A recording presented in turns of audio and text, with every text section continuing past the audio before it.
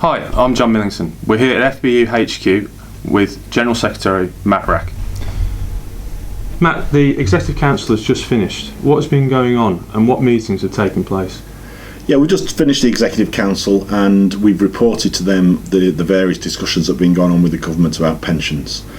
Since the Executive met last time, there's been a series of meetings that have involved FBU officials, DCLG officials, a meeting on the 1st of October with Penny Mordaunt, and also meetings between our lawyers and their lawyers, and also a tripartite meeting which has involved the FBU, DCLG and the fire service employers. So there's been various meetings that have been underway since we met last time.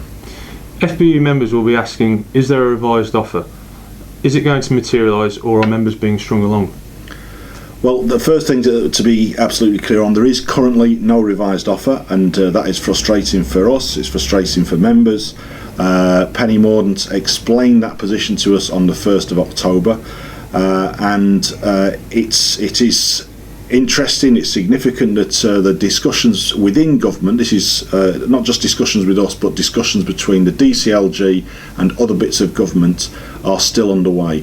I think it's important that members understand that if there is to be a revised set of proposals on pensions, it's not simply a matter for the Fire Minister or even for the Secretary of State, Eric Pickles.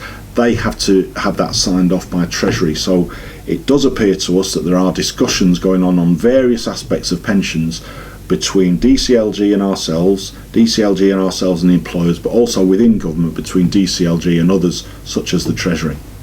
Has the union explored all the options, including legal challenges? Yeah, the union's considering every angle in terms of whether there is a possible legal challenge to be made. So members often raise at meetings. Members often suggest different aspects, whether it's age discrimination issues or mis-selling of pensions, or a whole range of issues that have been raised. In all of those cases, we go off, seek legal advice, sometimes very specialist legal advice, and the Executive Council's position is that if we find a case that we think is runnable, i.e. we've got a chance of winning it, then that's what we will do. So members need to be assured that every possible angle that could be explored in terms of challenging the government legally is being considered. Can you explain the decision of the Executive Council and outline what will happen next? Well, first of all, just coming back to your point about being strung along, that's very clearly a threat, and the Executive Council is very aware of the threat. The one risk in these discussions is the government is simply stringing things along so that they can bring in their attacks on our pensions.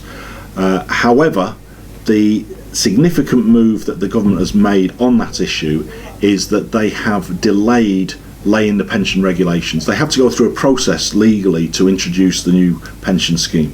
That was supposed to be done in the middle of August. It was then delayed till September. It was then delayed till the 13th of October. And what Penny Mordaunt said to us the other day, and has now just confirmed in writing, is she's now delaying that until at the earliest, the 20th of October.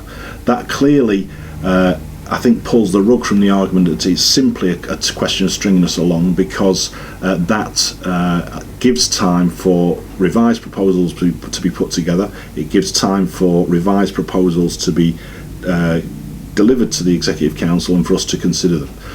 Now, in terms of the question about what the Executive Council is doing, we're certainly not saying that there are going to be revised proposals, but we have had a series of very serious meetings. In those meetings, we have raised all the issues that members have been raising with us, all the areas of concern, and the members know what all those are.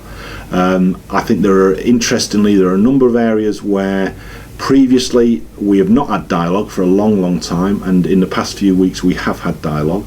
That's, again, nobody's making any promises or reading anything into that, but our job is to try and get improved proposals out of the government.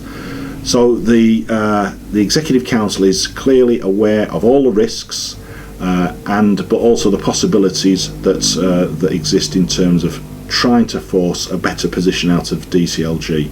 We know that their job is to try and slash our pensions.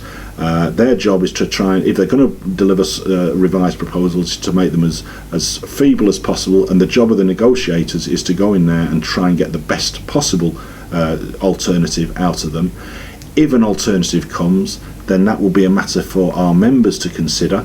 It's not a matter for me to decide or the Executive Council to decide. The members would then obviously have that decision. So that's where we are in terms of the Executive Council's consideration. But I just want to be very clear, the only reason we've got here is because of the determination of our members. This latest round of talks came out on the back of the last round of strike action that members took over the summer. It clearly altered the position, and the Executive Council is very clear we'll use every avenue, whether that's political lobbying, whether that's legal challenges if we can identify them, or if necessary industrial challenges. Those are the three tactics that we've used throughout this campaign. They remain what we still may have to use, all three of those, and we ask members to stick with it. We are trying to make progress. If revised proposals come, we'll get those to members as quickly as possible, and if not, I have to say then the campaign would have to continue. Matt Wrack, thank you.